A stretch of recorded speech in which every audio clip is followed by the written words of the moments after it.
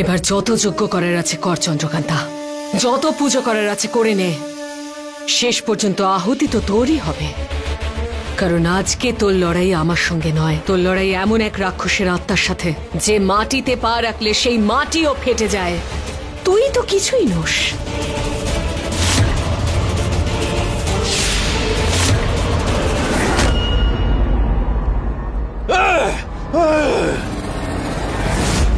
একটু খিদে মাজিয়ে রাখ, পেট খালি রাখ। আজ রাতে তোর আমন্ত্রণ আছে, রাজকীয় আমন্ত্রণ। পেট খালি থাকলেই তো সেই চন্দ্রকান্তাকে খেয়ে মজা পাবি তুই। ওই আমন্ত্রণ তোর অপেক্ষা করছে, সেই আমন্ত্রণ নিজেই আসবে তোর কাছে।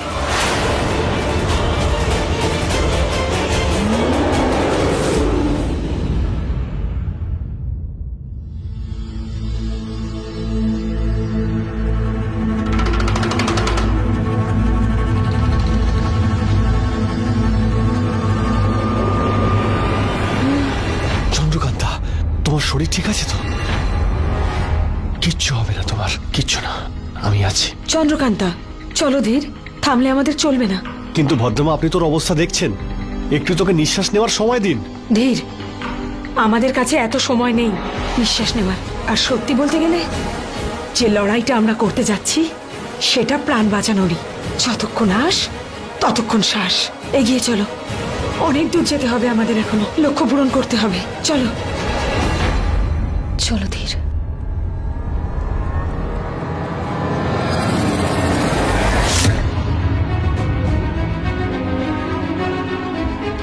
এই দেখো চন্দ্রকান্তা, আমরা গন্তব্যে পৌঁছে গেছি। ঠিক আছে, আমি গিয়ে দেখছি। ঠিক আছে ধীর। কিন্তু ভদ্রমা। দাঁড়াও। কেন? চন্দ্রকান্তা, এরপর আমরা তোমার সাথে আর যেতে পারবো না। বাকি পথটা তোমাকে একাই যেতে হবে, আর যা যা করতে হবে তা ওকেই করতে হবে। না না ভদ্রমা, চন্দ্রকান্ত এর ভিতরে একা যাবে না, ওখানে বিপদ হতে পারে। আর আপনি ওকে এই অবস্থায় ভেতরে যেতে কি করে বলছেন? আর আপনার যদি ইচ্ছে না হয় আপনাকে আসতে হবে না, আমি ওর সঙ্গে যাব। তুমি একা যাবে না, চলো আমি তোমার সঙ্গে যাব। ধীর। কিন্তু ভদ্রমা। জেদ করো না, আমার কথাটা বোঝার চেষ্টা করো। চন্দ্রকান্তা, একটা কথা ভালো করে শুনে নাও। এই যে গুহাটা তুমি দেখতে পাচ্ছ, এটা তৈরি হতে পুরো 20 বছর লাগে। আর যদি এমন কোনো মানুষ যে বিষ্ণুর বরদান প্রাপ্ত নয়, সে যদি এই গুহায় প্রবেশ করে, তাহলে এই গুহাটা তাসের ঘরের মতো ভেঙে পড়বে। আর তারপর এই গুহাটা তৈরি হতে আবার 20 বছর সময় লাগবে। এবার তুমিই ভাবো, তুমি কি করতে চাও? ধীরকে সাথে নিয়ে যেতে চাও, নাকি নিজের লক্ষ্য পূরণ করতে চাও? 20 বছর কেন, আমাদের কাছে তো 20 প্রহরও সময় নেই। তাড়াতাড়ি সিদ্ধান্ত নাও। ধীর, কিছু কিছু জায়গায় একাই যেতে হয়, আমায় যেতে দাও। আমি কথা দিচ্ছি যে আমি ফিরে আসব, এখানেই দেখা হবে। ঠিক আছে? কিন্তু চন্দ্র। ধীর, আজ না হলে কোনোদিন হবে না।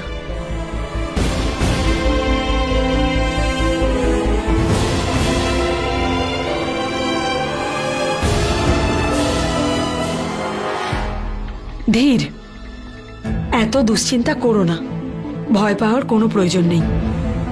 এই বরফের মধ্যে সাধারণ মানুষ মারা যেতে পারে ঠিকই, কিন্তু বিষ্ণুদেবের বরদান প্রাপ্ত নয়। কিচ্ছু হবে না ওর, দেখো, কিচ্ছু না।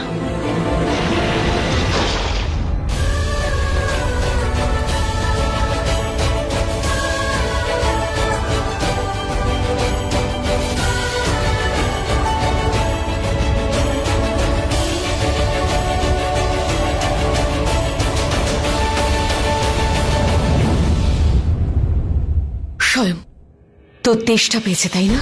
মিটে যাবে। আজ যখন তুই চন্দ্রকান্তাকে মেরে ফেলবি, তখন তোর এই তেষ্টা মিটে যাবে। এটা এক মা তার সন্তানকে কথা দিচ্ছে। আজকের পর তোকে আর লুকিয়ে লুকিয়ে বাঁচতে হবে না। আজ তুই চন্দ্রকান্তাকে মেরে ফেলবি, আর ওকে মেরে ফেলার পর ও আমার কাছ থেকে আমার যে রাজত্ব, আমার সিংহাসন, আমার মুকুট সবকিছু কেড়ে নিয়েছে তা আমি ফিরে পাবো। আমি আমার রাজ্য ফিরে পাবো, আর সেই রাজ্যে তুই আমার সাথে থাকবি।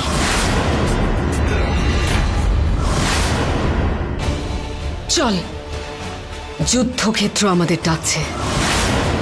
চন্দ্রকান্তার রক্ত ডাকছে তোকে, চল।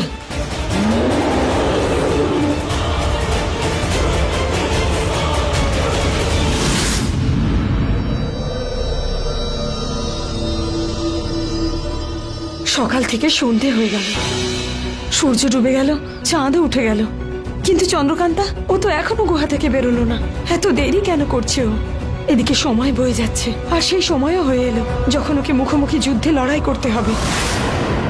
আর আজ যদিও সময়ের মধ্যে না ফেরে, তাহলে ইরাবতী মধ্যমগড়ে আবার আক্রমণ করবে, আর এইবার সব কিছু ধ্বংস হয়ে যাবে, কিচ্ছু বাঁচবে না, কিচ্ছু না। আর ইরাবতীকে কেউ আটকাতেও পারবে না, কেউ আটকাতে পারবে না। কিন্তু চন্দ্রকান্তা কেন ফিরছে না? আমি এই জন্য আপনাকে বলেছিলাম ওকে একা না যেতে দিতে। আপনি আমার কথাই শুনলেন না, আর ও তো এমনিতে আমার কথা শোনে না। বুঝতে পারছি না আদৌ চন্দ্রকান্তা ওখানে ভালো আছে কিনা। শান্ত হও ধীর, শান্ত হও। যে কাজের জন্য চন্দ্রকান্ত ভেতরে গেছে, এই কাজটা একমাত্র ওই করতে পারে, কারণ এই কাজের জন্য স্বয়ং বিষ্ণুদেব ওকে বেছেছেন, ওই মায়াবী অস্ত্রের জন্য, আর তার জন্য যে আসতে চলেছে। বন্দে বিষ্ণু, বন্দে বিষ্ণু, বন্দে বিষ্ণু, বন্দে বিষ্ণু, বন্দে বিষ্ণু।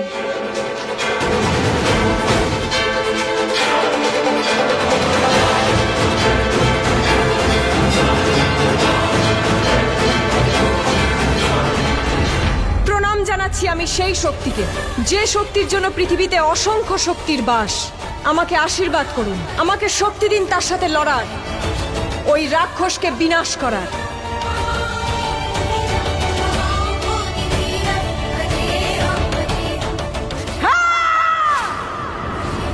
এই চিৎকার চন্দ্রকান্তা ছিল না?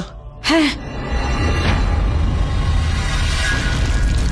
আরে এসব কি হচ্ছে? হঠাৎ করে সব কাঁপছে কেন?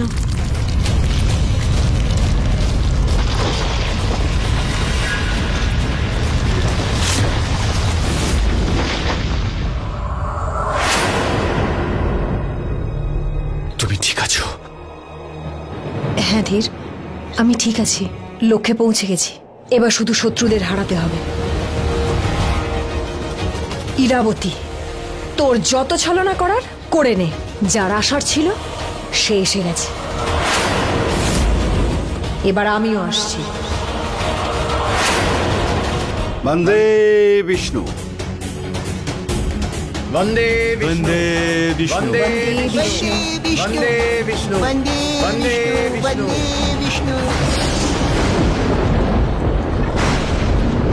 নে, এসে গেছি আমি।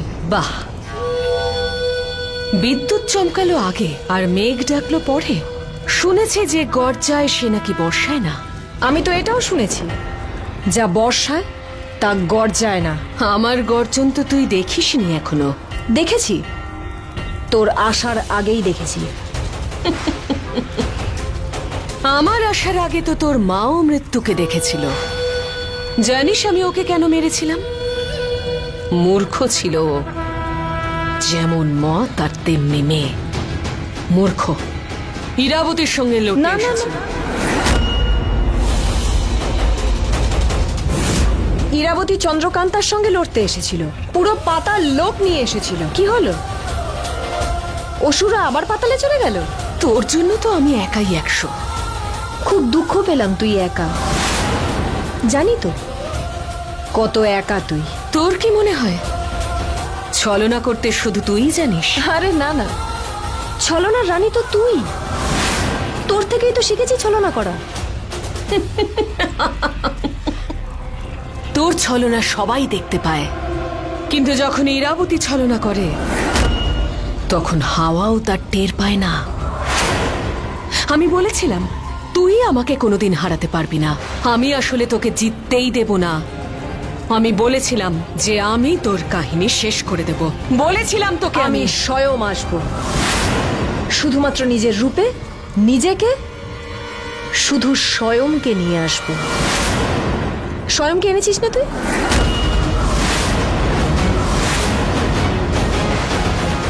কি হয়েছে? তুই এটাই ভাবছিস না আমি কি করে জানলাম? ভুলে গেলি? তোর বিশ্বস্ত, তোর বুদ্ধিদাতা, তোর ভদ্রামা এখন আমার ভদ্রামা। যে তোকে তোর থেকে বেশি চেনে, যে তোর মৃত্যু লিখছে আমার সাথে বসে, জাঁকিয়ে বসে। ও বিশ্বাসঘাতক, বিশ্বাসঘাতক। ওকে এতটা বিশ্বাস করিস না। আরে যে আমার জন্য কিছু করতে পারলো না, সে তোর জন্য কি করবে? কি করবে তোর ওই ভদ্রমা? রাক্ষসকে মারবে? ভুলে যাস না, ও কিন্তু আত্মা, আত্মাও। আর আত্মাকে কেউ মারতে পারে না, কেউ না।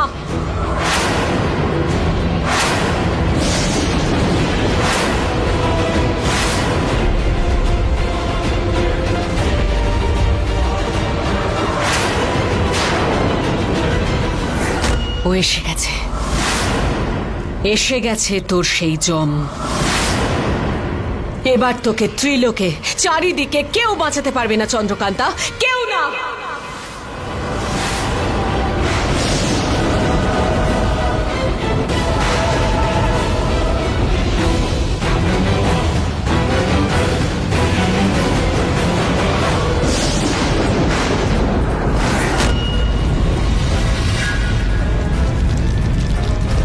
ভয় পাওয়ার কিছু নেই, আপনারা একদম ভয় পাবেন না। শুধু একে অপরের হাত ধরে রাখুন, সাহায্য করুন একে অপরকে।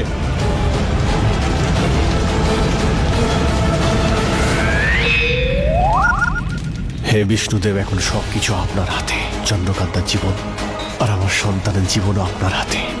ওদের শক্তি দিন, আপনার ভক্তের উপর কোনো বিপদ যেন না আসে। বন্দে বিষ্ণু, বন্দে বিষ্ণু, বন্দে বিষ্ণু।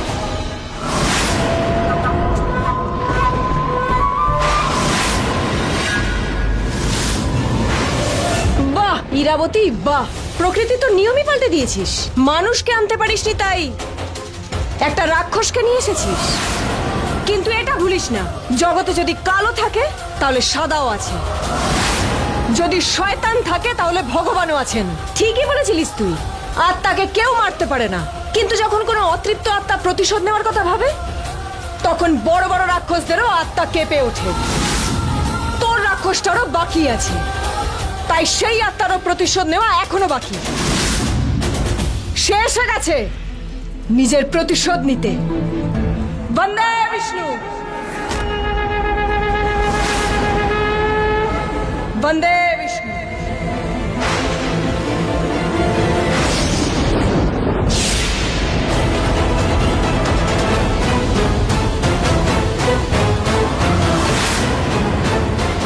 তুই আমার শত্রু, আবার শাশুড়িও। কথায় আছে বৌমা শাশুড়িকে শাশুড়ির থেকেও ভালো চেনে। তুই তোর ঢাল নিয়ে এসেছিস, আর আমি আমার অস্ত্র।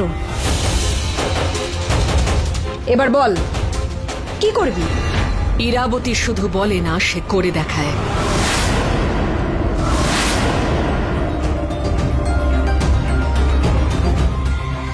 এটা নরকের আগুন, এই আগুনে ওরা দুজন পুড়ে ছাই হয়ে যাবে, ছাই।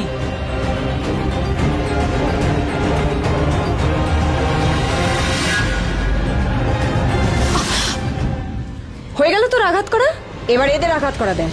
এমন আঘাত যা তুই তোর জীবনে প্রথমবার দেখবি। দেখ।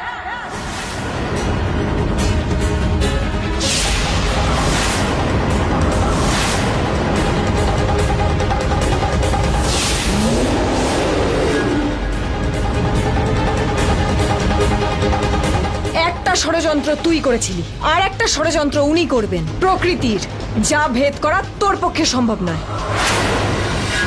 বন্দে বিষ্ণু।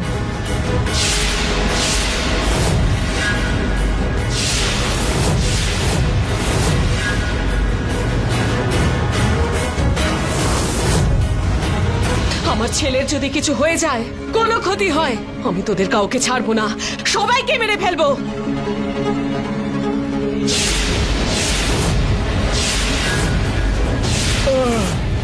এইটা তো তুমি শুনেছো, যখন কেউ নিজের প্রতিশোধ নিতে আসে তখন কোনো শক্তি তাকে আটকে রাখতে পারে না। মনে আছে তো কিভাবে মেরেছিলে তুমি আমায়? মনে করো কিভাবে মেরেছিলে তুমি আমায়।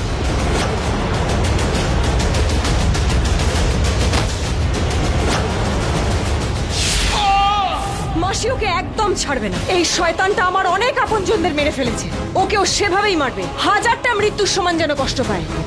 মারো ওকে।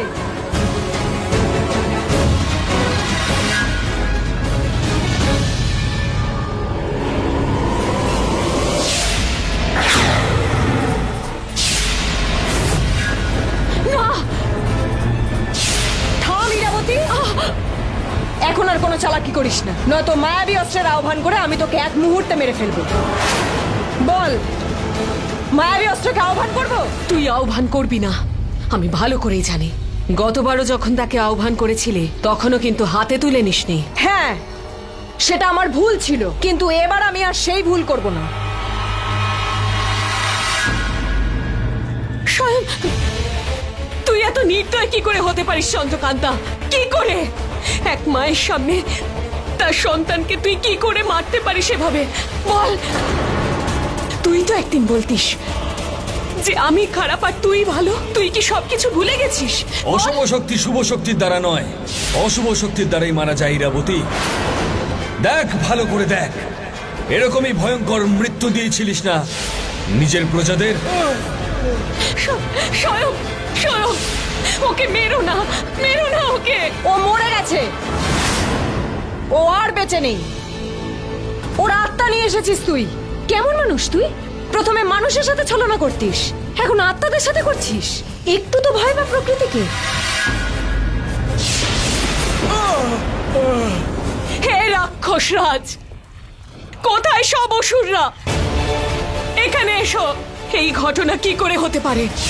আমি আমার ছেলের প্রাণ ফেরাতে পারলাম না, তাহলে ও ওদের দুজনকে কি করে ফিরিয়ে আনতে পারলো? এরাও আর বেঁচে নেই, এরাও মরে গেছে। সব তোর জন্য। আমি ওদেরকে নিয়ে এসেছি, এদের আত্মাকে আমি এনেছি, এদের আত্মাকে মুক্তি দেওয়ার জন্য। তোর ছেলে আমার বিশাখা মাসিকে মেরে ফেলেছে, ওনার আত্মা শান্তি পায়নি।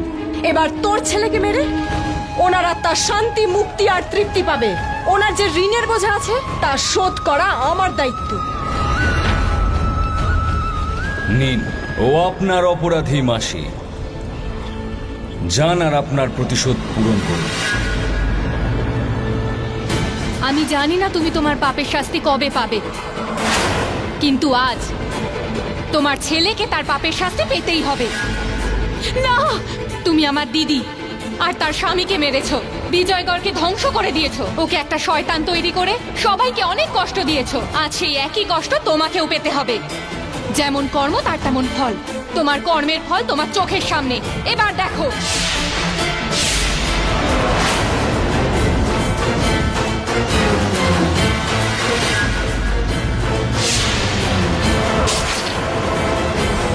স্বয়ং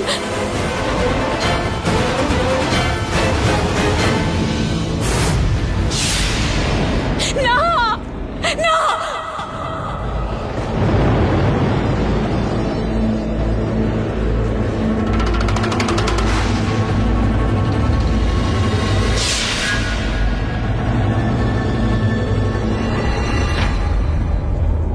ভালো হতো তোমাকেও যদি মারতে পারতাম, কিন্তু আমি শয়তান নই। যাকে মারার কথা তাকেই মেরেছি। মুক্তি পেয়ে গেছি আমি। তোর মতো বিধির বিধান আমরা ভাঙব না ইরাবতী। তোর বিনাশ আমরা করব না, তিনি করবেন। তিনি যার এই পৃথিবী, তোর পৃথিবী, তোর কর্ম। তুই ওনার পৃথিবী, ওনার কর্ম, ওনার মায়াবী অস্ত্রকে দখল করে বসে আছিস না? নিজেকে ঈশ্বর ভাবতে শুরু করেছিস, কিন্তু ঈশ্বর কেবল একজনই। তিনি আসবেন, আর একদিন তোর মৃত্যু ওনার হাতেই হবে। ইরাবতী, এদের থেকে তুই নিজের মৃত্যুর ভিক্ষে চেয়ে নে। এতে তোর আগামী জন্ম শুধরেও যেতে পারে। না, আমাকে যে মারবে তার জন্মই হয়নি এখনো, আর হবেও না। মিথ্যা।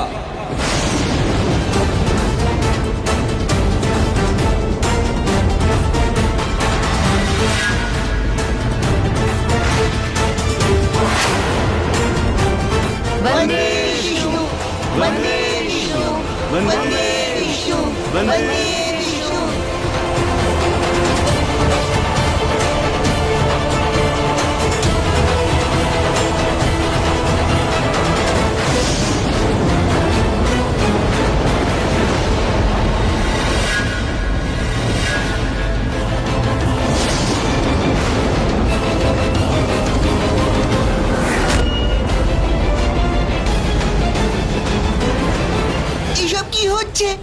ভবিষ্যৎবাণী। মধ্যমগড়ের রাজা একদম ঠিক বলেছিলেন। হ্যাঁ, আমার বাবাও আমাকে বলেছিলেন 100 বছর আগে এমন ভবিষ্যৎবাণী হয়েছিল। ত্রিলোকের অধীশ্বর ভগবান বিষ্ণু কি হতে চলেছে সেই সংকেত সবাইকে দিয়েছিলেন। তার মানে 100 বছর পরে সেই ভবিষ্যৎবাণী আবার হচ্ছে। মিথ্যে বলছিস তুই। এই পৃথিবীতে যেই জন্মগ্রহণ করেছে তার মৃত্যু অনিবার্য। তোর মৃত্যুর জন্ম হয়ে গেছিল, কিন্তু সে তোর মতন অশুভ শক্তিকে মারার পরিবর্তে শুভ শক্তিকে বাঁচিয়ে রাখার পথ বেছে নিয়েছিল। সে তোর মৃত্যুকে ঈশ্বরের উপর ছেড়ে দিয়েছিল। সে যে বরদানী, যে তোর সামনে দাঁড়িয়ে আছে,